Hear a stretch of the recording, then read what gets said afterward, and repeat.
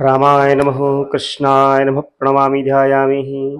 साथियों, आप सबका स्वागत है हमारे YouTube चैनल ग्रहलोक में। मैं पंडित लोकेश पालीवाल आपके समक्ष उपस्थित हूँ मेष राशि का फलादेश लेकर, साप्ताहिक फलादेश लेकर। 29 सितंबर से 5 अक्टूबर तक का यह फलादेश रहेगा। यह सुनकर आप अपने आप में कुछ परिवर्तन कर कर आप लाभ जो है वो बढ़ा सकते हैं, लाभ का प्रतिशत बढ़ा सकते हैं। और आपको यह भी ज्ञात होगा कि मेरे साथ क्या क्या होने वाला है और किस किस चीज़ से मुझे सावधानी रखने की आवश्यकता रहेगी। तो हम ये सारी बातें कैसे बताते हैं? यह आपके समक्ष जो कुंडली बनी हुई है, चंद्र कुंडली बनी हुई है, चंद्रमा किस किस भाव में आपकी राशि से कौन कौन से नंबर पे भ्रमण करेंगे। तो इस सप्ताह में चंद्रमा धनु राशि, मकर राशि, कुंभ राशि यानी कि भाग्य भाव, कर्म भाव और आय भाव, इन 3 भावों पे भ्रमण करेंगे। तो आप में क्या सोच रहेगी, आपका फोकस कहाँ रहेगा? तो आपके लिए इन 7 दिनों में क्या क्या फल आपको प्राप्त होंगे, ये मैं आपको बताऊंगा। तो आप में विचारधारा ऐसी आएगी कि मैं जो कर रहा हूँ ठीक नहीं है। आपको कार्य की शीघ्रता रहेगी, फल की शीघ्रता रहेगी।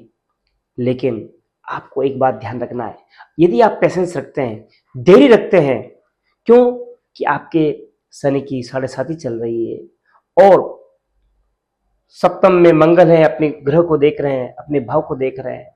तो आप दक्ष हैं, आप अपने कार्य में एक्सपर्ट हैं, लेकिन प्राप्ति जो होने वाली है वो न्यूनतम ही हो रही है। तो आप धैर्य रखें, अपने कर्म पर विश्वास रखें, निश्चित तौर पर कालांतर में शीघ्र ही आपको फल की प्राप्ति रहेगी। तो चंद्रमा आपके भाग्य भाव में है, तो भाग्य अर्थात भाग्य को वो बढ़ा रहा है, मदद कर रहा है, नई राह खोल रहा है।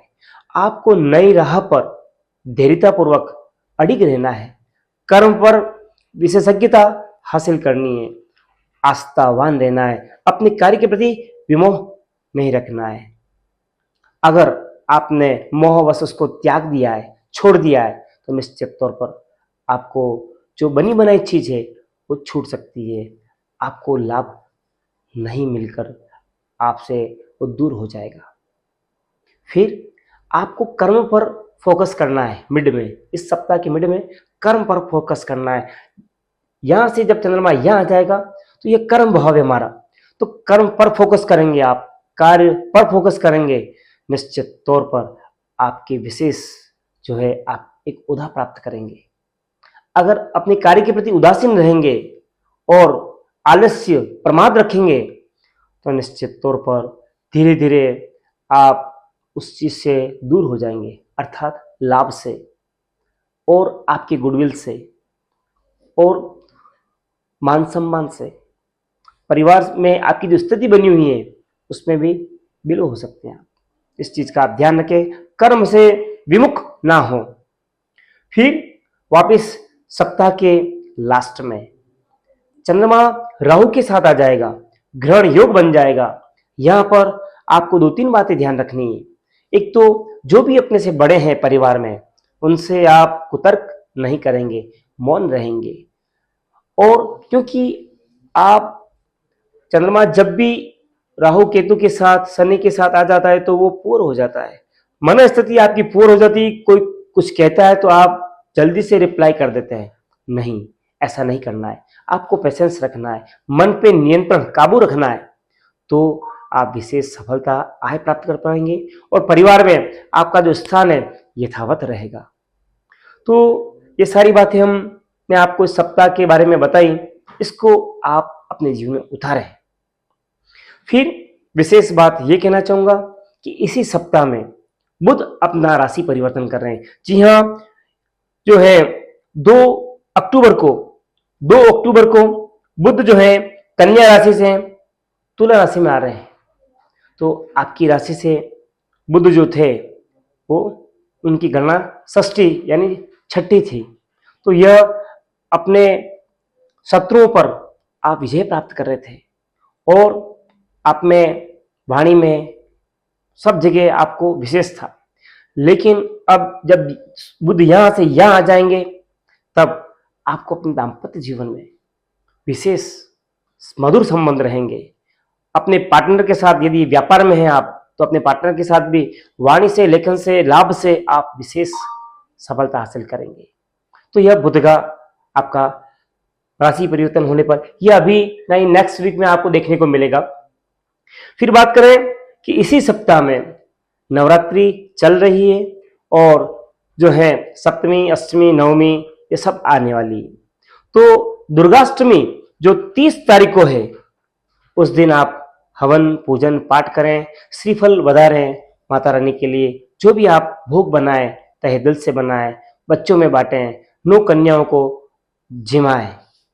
या नवमी को भी यह आप कार्य कर सकते हैं, है ना। दुर्गा नवमी पर जो कि 1 अक्टूबर को है, उस दिन भी आप चाहें पूजन, पाठ, हवन और 9 कन्या पूजन और 2 गणपति भैरव बटुक पूजन कर कर उन्हें आप फल दें, उन्हें आप दक्षिणा दें।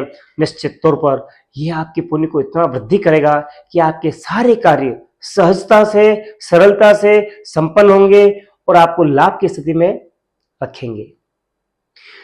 फिर बात करेंगे हम कि ऐसे कौन से इस सप्ताह में दिन है जो हमारे लिए विशेष है।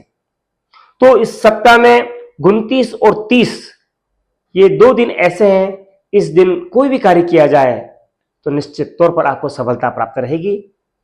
और कौन सा कलर आपके लिए बेस्ट रहेगा इस सप्ताह में, तो रेड है, ऑरेंज है और व्हाइट है। ये जो कलर हैं, आप इन कलर के कपड़े अगर आप पहनते हैं तो निश्चित तौर पर, या इस कलर का आप रुमाल रखें जो अपने बदन पे छूता हो, ऐसा प्रयास करें। निश्चित तौर पर वो पॉजिटिव एनर्जी किसी न किसी प्रकार से आपको प्रदान करेगा। जितना अधिक वो टच होगा उतना अधिक आपको आपकी मानसिकता प्रभावित रहेगी। फिर बात करें हम कौन सा दिन आपको अवॉइड करना है। 4 और 5 ये 4 और 5 अक्टूबर आपको पॉजिटिव रहना है। क्यों? कि जब चंद्रमा राहु के साथ आ जाएगा, अपने विचारों में नेगेटिव ज्यादा आ सकता है, नेगेटिवपन, नकारात्मकता, लोगों की सोच, तो ये सब अपने को पॉजिटिव रखना है। तो निश्चित तौर पर आपका अच्छा रहेगा, आपको नुकसान की, हानि की स्थिति न्यूनतम रहेगी। फिर हम विशेष बात करना चाहेंगे जो उल्लेखित है ये बिंदु। सर्वप्रथम हेल्थ पर बात करेंगे, काया की बात करेंगे। इस काया को कैसे सुदृढ़ रखें, तो उसके लिए आपको कहां कहां शरीर में तकलीफ रह सकती है, तो निश्चित तौर पर आपको कमर के आसपास समस्या रह सकती है, कमर दर्द रह सकता है, नसों में खिंचावपन रह सकता है और पांवों में और पिंडलियों में आपको दर्द रह सकता है। चलने फिरने में थोड़ी सी थकान रह सकती है और विटामिन, प्रोटीन की कमी रह सकती है। क्यों है? क्योंकि केतु है, शुक्र है और षष्ठम स्थान पर सूर्य है, शनि द्वादश है। इस प्रकार से जो ये ग्रहों की स्थिति बनी हुई है, तो ये अपने बॉडी में इस स्थान पर अपने को समस्या या न्यूनतम जो है पेन, दर्द रह सकता है। हम बात करेंगे लव की, तो लव की जो स्थिति बनी हुई है वो मध्यम ही है, श्रेष्ठ नहीं है। क्यों नहीं है? क्यों? क्योंकि केतु और शुक्र वहीं स्थित है, उसके अधिपति लॉर्ड है, वो नीचे त्रिक में है, तो मध्यम है। अपने आप को कुछ नवीन ना करें, बने रहे, यथावत बने रहे, सुने अधिक बोले कम, तो अच्छा रहेगा। रिलेशन की बात करें तो अपने आप को लिबरल रखना है, लचीला रखना है, अपने आप को सॉफ्ट रखना है, तो संबंध औरों के साथ बड़े अच्छे रहेंगे। बाकी मंगल की दृष्टि ये आपको यदि आक्रामक बनाती है और आप विचारों में, हाव भाव में, व्यवहार में अगर आप आक्रामक रहते हैं तो निश्चित तौर पर परिणाम, संबंध विपरीत रहेंगे। फिर बात करें कैरियर की, तो कैरियर के अधिपति लॉर्ड शनि, सैटर्न द्वादश भाव गए। आप प्रयास करें जो आप कार्य कर रहे हैं इसको मैं कैसे सबके सामने लाऊं, और बाहर के स्थानों से आप जिस गांव, जिस शहर, जिस राज्य में हैं, तो निश्चित तौर पर इससे बाहर के जो संबंध बनाने का प्रयास करें, तो वहां से आउटसोर्सिंग आपके बढ़ सकती है।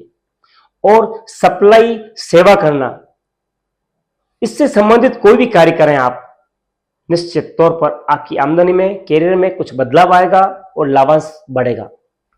फिर बात करें हम मैरिज की, तो वर्तमान समय में साप्ताहिक कुंडली में आप मांगलिक बने हुए हैं, तो मंगल जब भी अगर प्रभावित होता है तो यह चीज डिले होती है, देरी लाती है। तो मंगल की पूजा करें और कुछ उपाय करें, पारिवारिक जन और स्वयं कुछ विशेष प्रयास करें तो यह कार्य आपका शीघ्र ही संपन्न हो जाएगा।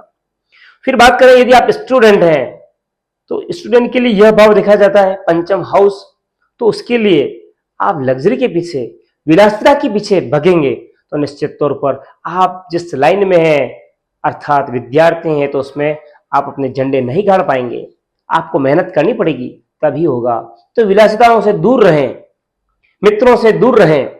फिर बात करें ऐसा क्या उपाय करें हम जो दोहरा हो, आध्यात्मिक भी हो और रेमेडी भी हो जाए हमारी। तो सबसे अच्छे उपाय दो हैं। एक तो भगवान गणेश जी की आराधना जो सारे विघ्नों को दूर कर देती है, नामी विघ्न हरता है। अगर आप ये करते हैं तो निश्चित तौर पर सारे विघ्नों से आप दूर हो जाएंगे। दूसरी आराधना आपको करनी है बालाजी की, हनुमान जी की। नित्य जाएं या मंगलवार शनिवार को जाएं, तेल का दिया करें और वहां बैठकर हनुमान जी के मंदिर में आप हनुमान चालीसा का पाठ करें, बजरंग बाण का पाठ करें, हनुमान बाहुक का पाठ करें और हनुमत स्तोत्र का पाठ कर सकते हैं या हनुमत अष्टक का पाठ कर सकते हैं निश्चित तौर पर। और अगर संभव हो घर पे मंदिर में हनुमान सुंदरकांड का पाठ करें, निश्चित तौर पर सारी परेशानियां दूर हो जाएगी। जो आप कार्य कर रहे हैं, जो डिले हो रहे हैं कार्य आपके, वो उनमें गतिशीलता आपको दिखेगी, लाभ की स्थिति शीघ्र मिलेगी।